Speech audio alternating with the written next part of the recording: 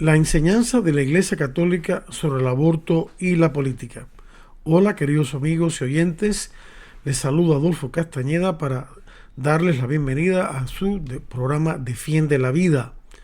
Y el tema de hoy es en efecto la enseñanza de la Iglesia Católica sobre el aborto y la política. Y como hacemos cada vez que abordamos el tema del aborto, queremos aclarar que nuestra intención no es condenar a ninguna mujer ni a ninguna otra persona que de alguna manera haya caído en este grave pecado. Condenamos el aborto, no a las personas. A las personas las invitamos con urgencia, pero con mucho amor, al arrepentimiento y a la conversión a través del absolutamente necesario recurso al sacramento de la confesión, donde Dios les espera con los brazos abiertos para derramar sobre ti su infinita misericordia. La Iglesia también cuenta con ministerios de reconciliación y sanación postaborto.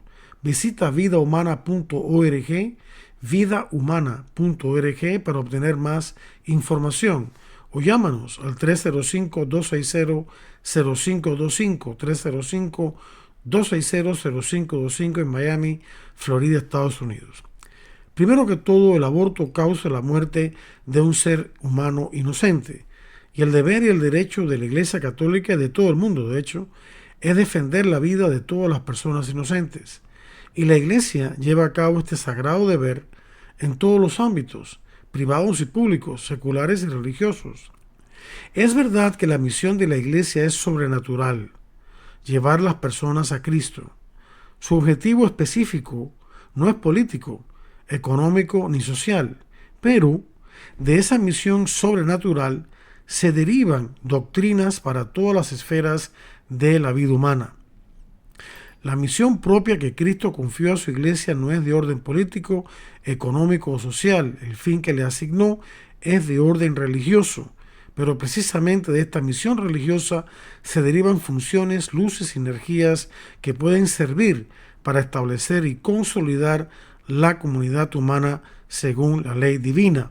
Nos enseña la Iglesia Católica y todas las citas las pueden encontrar en este artículo que ha sido publicado por nosotros en nuestra página web.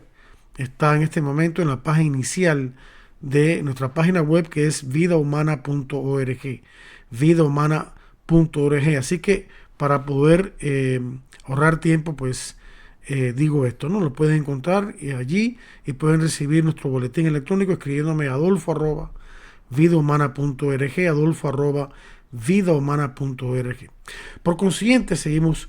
Aunque la Iglesia no tiene una competencia específica para enseñar sobre la parte técnica de los asuntos humanos, sí la tiene para enseñar sobre su dimensión moral.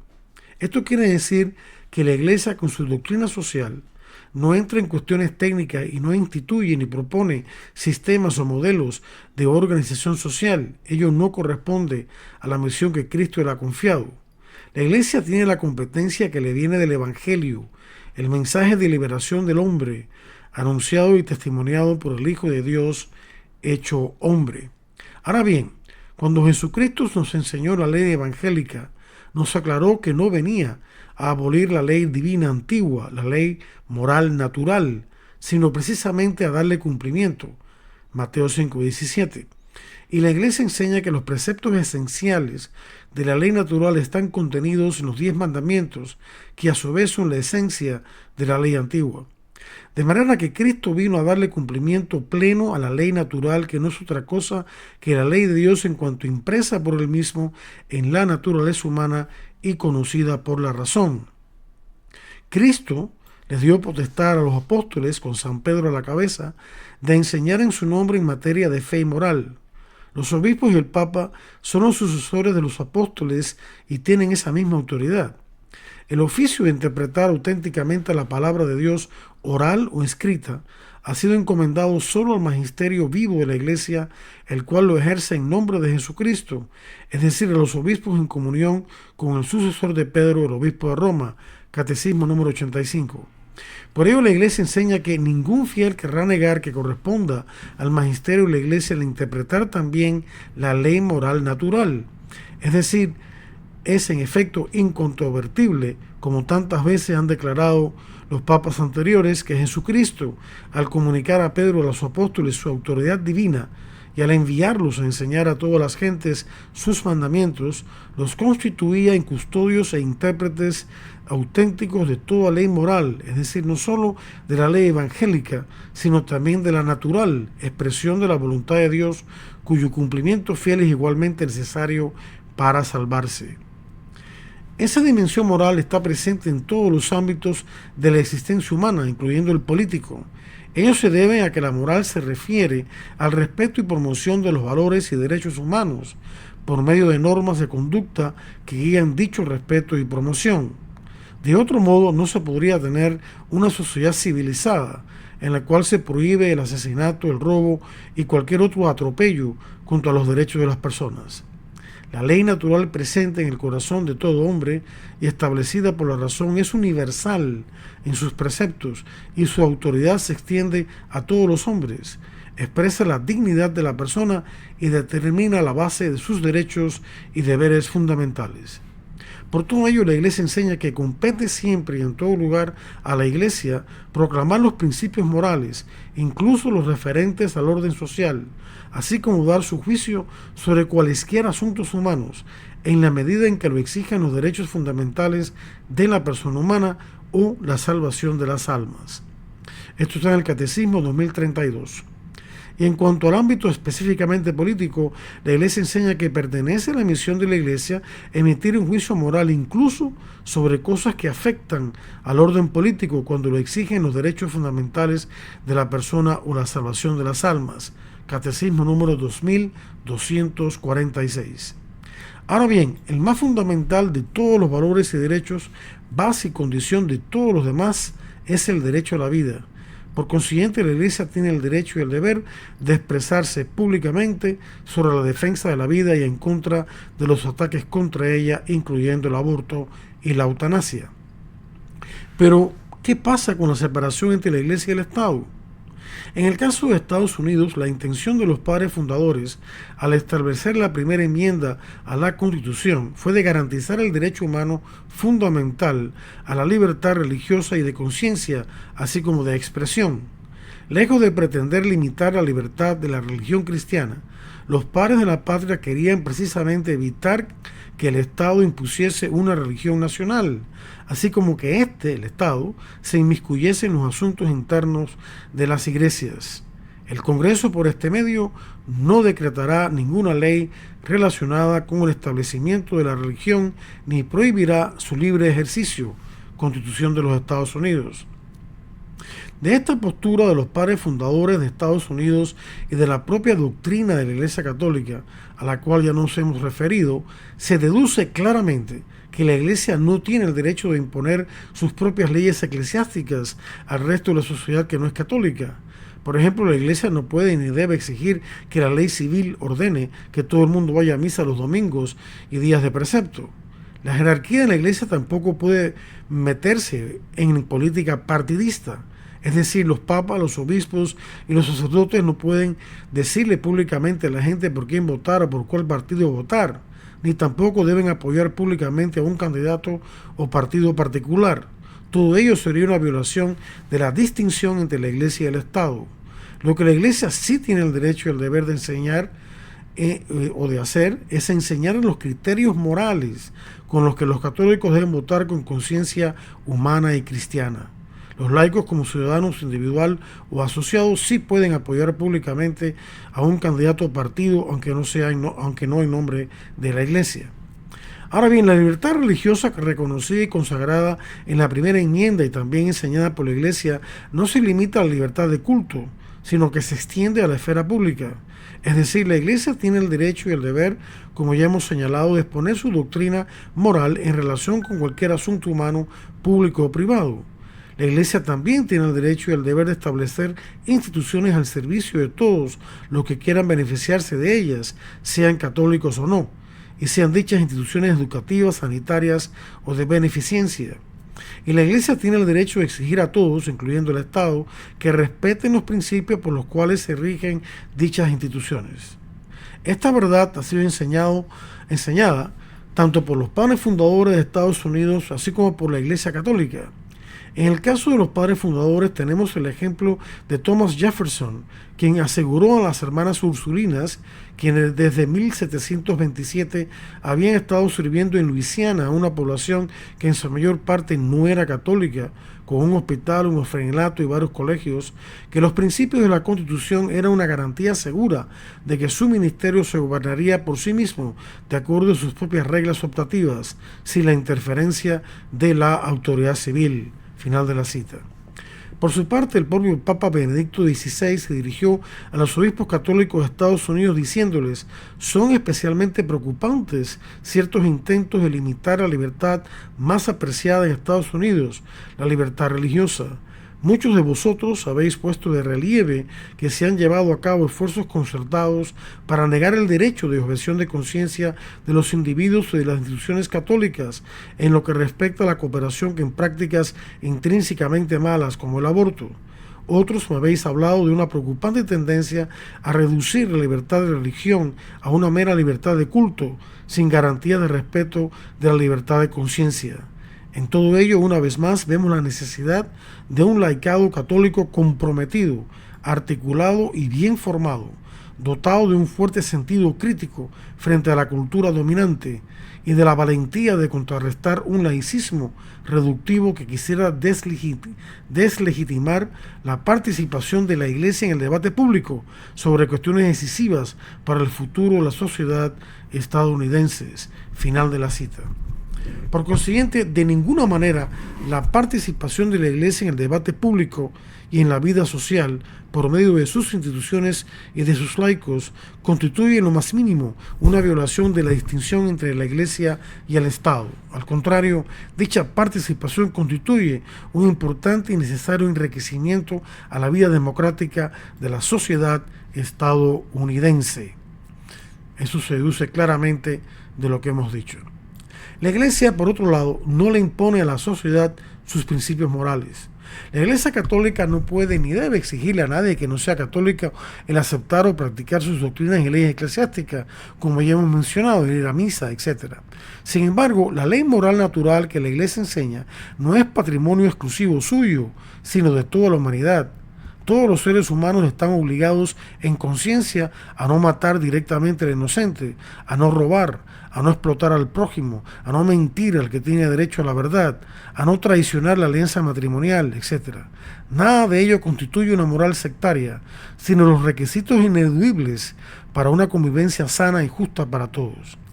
Por ello, la Iglesia enseña que la ley civil debe basarse en la ley natural.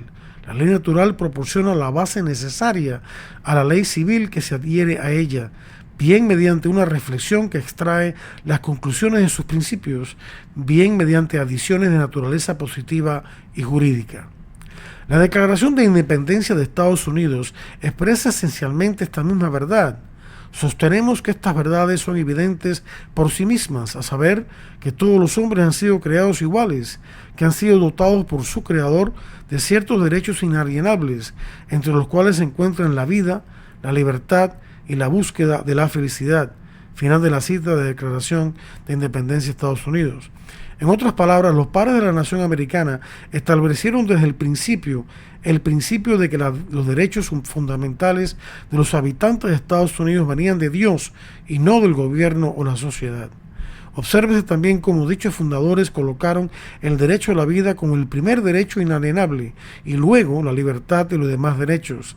Las convergencias con la doctrina católica sobre este tema son evidentes.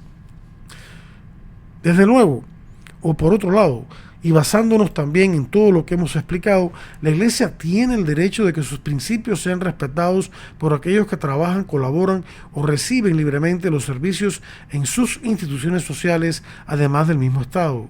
Ello es evidentemente válido también para todas las demás instituciones sociales o empresariales que hayan sido establecidos por individuos o por otras entidades privadas, seculares o religiosas. En todo caso, al exponer su doctrina en defensa de la vida humana y de otros derechos en el ámbito público, la Iglesia no impone, sino que propone estos principios. La gente es libre de aceptar o no dicha doctrina, pero el exigir a priori que la Iglesia y sus miembros ni siquiera se pronuncien sobre estos importantes temas morales y sociales es simplemente caer en la intolerancia y la discriminación antirreligiosa.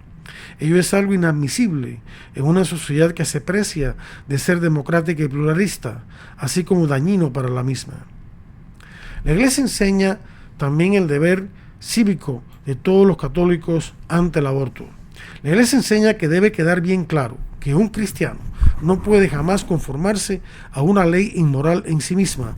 Tal es el caso de la ley que admitiera en principio la licitud del aborto. Un cristiano no puede participar en una campaña de opinión en favor de semejante ley, ni darle su voto, ni colaborar en su aplicación. En realidad, esta enseñanza aplica a todas las personas y no solo a los católicos. Sin embargo, es evidente que los políticos, y sobre todo los políticos católicos, tienen aún mayor responsabilidad. Por lo tanto, si no se debe votar por leyes pro aborto, mucho menos se podrá votar por candidatos pro aborto, ya que los candidatos al ser elegidos son los que de una manera u otra tienen potestad respecto de las leyes. Este grave deber de no votar a favor de leyes pro aborto incluye también el deber de no votar a favor de leyes que niegan el derecho a la objeción de conciencia de los que no quieren cooperar de ninguna manera con la práctica del aborto. Es, por ejemplo, inadmisible que médicos o enfermeros se vean en la obligación de prestar cooperación inmediata a los abortos y que tengan que elegir entre la ley cristiana y su situación profesional. Final de la cita del documento sobre el aborto provocado de la Iglesia Católica. Es cierto que el aborto no es el único problema que existe. Sin embargo, la Iglesia enseña que el primer derecho de una persona humana es su vida. Ella tiene otros bienes y algunos de ellos son más preciosos, como la vida espiritual, por ejemplo. Pero el derecho a la vida es el fundamental, condición para todos los demás. Por esto debe ser protegido más que ningún otro. Final de la cita del aborto provocado, documento de la Iglesia Católica, número 11. El aborto es un grave mal intrínseco y como tal su prohibición no admite excepciones. Hay otros males de la sociedad que admiten diferentes soluciones legítimas y donde puede haber una legítima diversidad de opinión respecto de dichas soluciones. La justicia social, la educación, la salud, la inmigración, pero no en el caso del aborto y la eutanasia, que son males intrínsecamente graves. En la actualidad, el aborto es el crimen que más vidas inocentes destruye en un solo año. En el mundo, en el año 2019, el aborto mató a más de 42 millones de personas no nacidas. En Estados Unidos, en el año 2017, el aborto mató alrededor de 860,000 vidas inocentes. Y esta cifra tan pavorosa se mantiene más o menos igual hasta el día de hoy. Los obispos de Estados Unidos han reiterado esta verdad en su plan pastoral para las actividades pro vida, diciendo: entre los importantes temas en torno a la dignidad de la vida humana que preocupan a la Iglesia, el aborto necesariamente ocupa un lugar central. El aborto, la matanza directa de un ser humano inocente, siempre es gravemente inmoral. Sus víctimas son los miembros más vulnerables e inocentes de la familia humana. Es imperativo que los que son llamados a servir a los más pequeños entre nosotros le den urgente atención y prioridad a este asunto de justicia. Final de la cita. No se trata entonces de excluir los demás temas, sino de priorizar los temas. Y el más grave y frecuente es el aborto. Por consiguiente, no importa qué postura tenga un candidato sobre los demás temas, su posición a favor del aborto lo descalifica automáticamente. Por ello, la Iglesia enseña que no todos los asuntos morales tienen el mismo peso moral que el aborto y la eutanasia. Por ejemplo, si un católico discrepara del Santo Padre sobre la aplicación de la pena de muerte o en la decisión de hacer la guerra, este no sería considerado por esta razón indigno de presentarse a recibir la Sagrada Comunión. Aunque la Iglesia exhorta a las autoridades civiles a buscar la paz y no la guerra, y a ejercer discreción y misericordia al castigar a los criminales, aún sería lícito tomar las armas para repeler a un agresor o recurrir a la pena capital. Puede haber una legítima diversidad de opinión entre católicos respecto de ir a la guerra y aplicar la pena de muerte, pero no, sin embargo, respecto del aborto y la eutanasia. Final de la cita de la carta del cardenal Ratzinger que envió a los obispos de Estados Unidos en el año 2004. La única ocasión en que se puede votar por un candidato pro aborto es cuando el oponente es peor que él en este mismo asunto y no hay un tercero pro vida con posibilidad alguna de ganar la elección. Es lo que en lenguaje moral se llama razón proporcionalmente grave. Al respecto, la carta de Ratzinger y por lo tanto la enseñanza de la Iglesia dice: un católico sería culpable de cooperación formal con el mal y tan indigno para presentarse a la Sagrada Comunión si deliberadamente votara a favor de un candidato precisamente por la postura permisiva del candidato respecto del aborto y la eutanasia. Cuando un católico no comparte la posición a favor del aborto o la eutanasia de un candidato, pero vota a favor de ese candidato por otras razones, esto es considerado una cooperación material remota que solo puede ser admitida ante la presencia de razones proporcionalmente graves, final de la cita, como la que ya hemos explicado. De esta enseñanza claramente se deduce que el votar por un candidato pro aborto, sabiendo que lo es, no habiendo una razón proporcionalmente grave y conociendo lo que la Iglesia dice al respecto, constituye un pecado mortal, aunque se alegue que se está votando por otras razones. En ese estado de conciencia no se debe comulgar, sin antes haberse confesado de ese pecado y haciendo lo posible por aclararle a otros, si es necesario, que votó equivocadamente. Ahora bien, ¿cuál sería la enseñanza de la Iglesia de los políticos católicos pro aborto? Respecto de los políticos católicos pro aborto, la Iglesia enseña que respecto del grave pecado del aborto y la eutanasia, cuando la cooperación formal de una persona es manifiesta, entendida en el caso de un político católico como hacer campaña y votar sistemáticamente por leyes permisivas de aborto y eutanasia, su párroco debería reunirse con él, instruirlo respecto de las enseñanzas de la Iglesia, informarle que no debe presentarse a la Sagrada Comunión hasta que termine con la situación objetiva de pecado y advertirle que de otra manera se le negará la Eucaristía. Cuando estas medidas preventivas no han tenido su efecto o cuando no han sido posibles y la persona en cuestión con obstinada persistencia aún se presenta a recibir la Sagrada Comunión, el ministro de la Sagrada Comunión debe negarse a distribuirla. Véase la declaración del Pontificio Consejo para los Textos Legislativos del año 2002. Esta decisión, propiamente hablando, no es una sanción o una pena, tampoco es que el ministro de la Sagrada Comunión esté realizando un juicio sobre la culpa subjetiva de la persona, sino que está reaccionando ante la indignidad pública de la persona para recibir la Sagrada Comunión debido a una situación objetiva de pecado. Esto también está tomado de la carta de Ratzinger. La última oración de esta cifra se refiere al escándalo o causa de confusión y pecado que el político católico pro aborto o cualquier otra figura católica pública pro aborto que pretenda comulgar está causando a los demás fieles y no a un juicio personal de ese político o figura pública.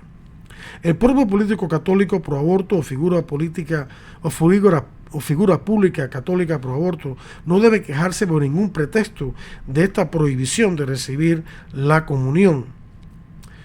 Uno de esos pretextos es decir que él o ella se opone personalmente al aborto, pero que debe representar a una población gran parte de la cual no es católica y a la cual no puede imponerle, entre comillas, sus propios valores religiosos o morales.